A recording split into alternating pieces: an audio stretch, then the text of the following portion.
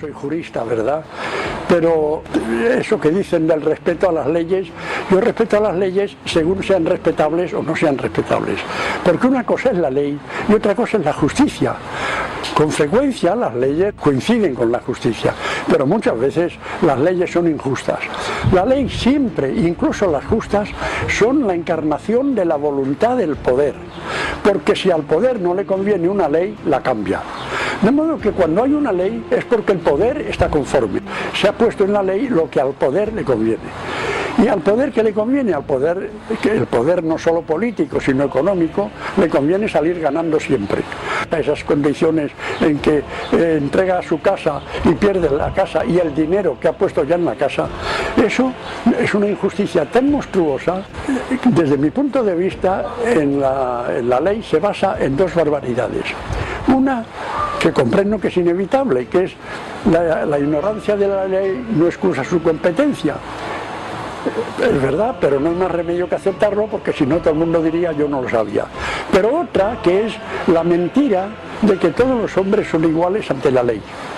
Primero, porque es mentira, porque el hombre con buen abogado es distinto ante la ley que el hombre con mal abogado.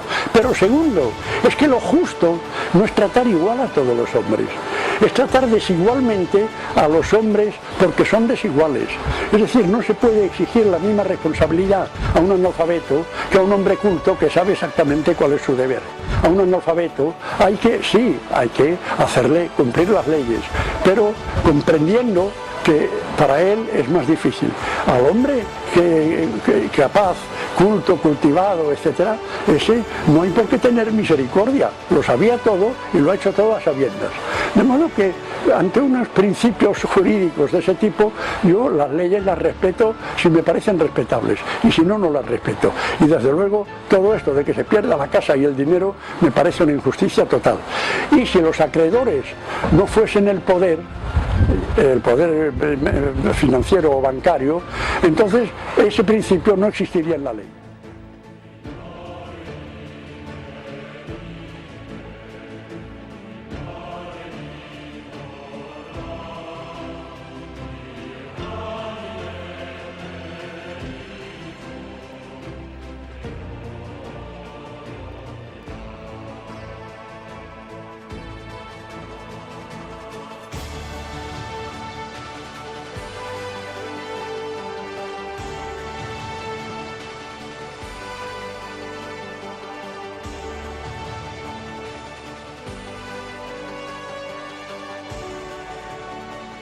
Bueno, es que el PP y el PSOE están representando las mismas fuerzas del capital, el uno y el otro, ¿verdad? El PSOE se llamará socialista, pero desde luego para mí, si ha perdido las elecciones es porque no ha sido socialista, sencillamente, ¿verdad?